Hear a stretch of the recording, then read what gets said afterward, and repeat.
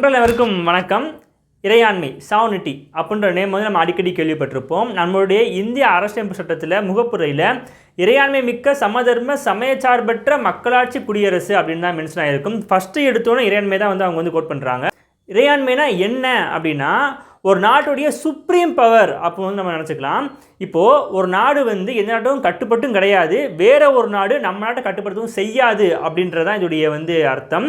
இதுக்கு பெஸ்ட் எக்ஸாம்பிளாக நம்ம இந்தியாவை வந்து பாகிஸ்தானும் சீனாவும் ஆக்குபைட் பண்ணும் பொழுது நம்ம அதை வந்து முறியடித்தோம். அது மட்டும் இல்லாமல் நம்ம நினச்சோம்னா ஒரு நாடு நினச்சிச்சின்னா இன்னொரு நாட்டை ஆக்குபைட் பண்ண முடியும். இதுக்கு ஒரு பெஸ்ட் எக்ஸாம்பிள் சிக்கிம் நம்மளோட இணைச்சது.